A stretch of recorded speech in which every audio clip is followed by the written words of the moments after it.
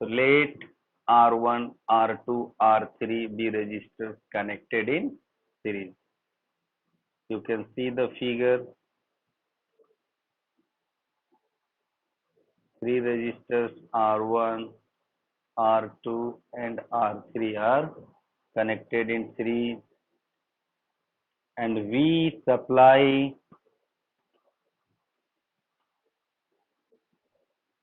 PD of V volt. कितने की PD हमने सप्लाई दी है? V वोल्ट की। तो जैसा कि मैंने तुम्हें बताया, इन तीनों के बदले, मतलब कि ये तीनों को मिलाकर एक इक्विवेलेंट रेजिस्टेंस पता करना हो तो क्या होगा। मतलब ये तीन मैंने लगाया, अगर ये तीनों के जगह अगर एक सिंगल ही लगाना होता तो उसकी वैल्यू क्या होती। बात समझ में आई? जैसे मैंने तीन रेजिस्टर्स लगाए, वो उस उनके बदले एक ही रेजिस्टेंस लगाना हो तो उसकी कितनी वैल्यू होगी, उसकी कहते हैं हम लोग इक्विवेलेंट रेजिस्टेंस। क्या बोलते हैं उसको? तो जैसे कि आपको मैंने बताया है कि इक्विवेलेंट रेजिस्टेंस अगर फाइंड करना है तो उसे हम लोग क्या मान लेते हैं? Capital R. Let R be the equivalent resistance. अगर इस सर्किट में जो करंट की फ्लो है वो अगर आई हो, करंट की फ्लो क्या हो? आई हो। Let I be the current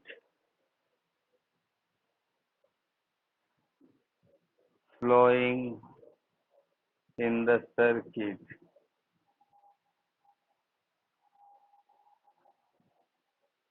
तो सर्किट में कितना करंट फ्लो हो रहा है? I current. इसे मैं ऊपर साफ कर दूं? ओके। अब देखो, जैसा कि मैंने अभी भी कुछ प्रॉपर्टीज आपको बताई थी कि आई करंट है, इक्विवेलेंट रेजिस्टेंस आर है, टोटल वोल्टेज कितना है इसमें? वी। तो वी इक्वल क्या होता है फॉर्मूला? ये टोटल सर्किट में हो गई, ठीक है। अब अगर मैं पूछूंगा कि यहाँ पर क्या, आपको तो पता है कि वोल्टेज जो होगा सभी रजिस्टर को अलग अलग मिलेगा कि एक समान मिलेगा?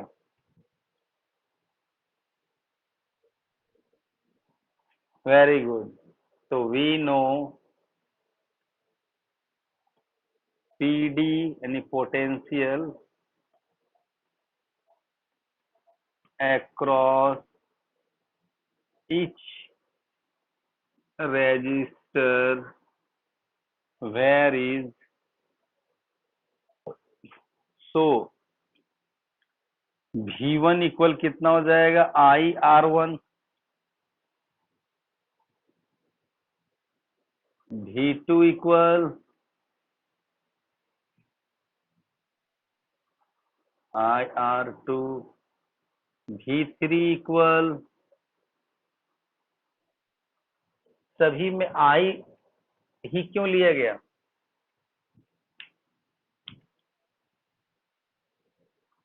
Very good.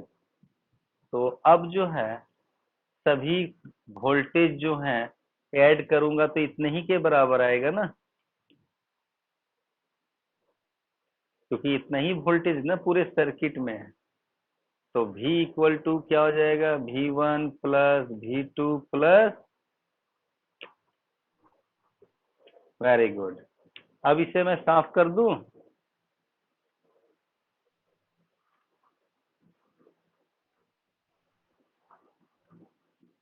देखो, अब V के बदले क्या लिख सकते हैं हम?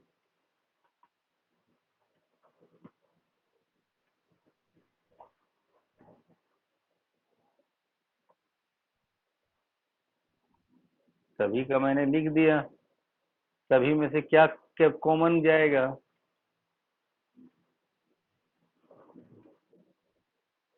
आर कि आई कॉमन जाएगा? आई ना।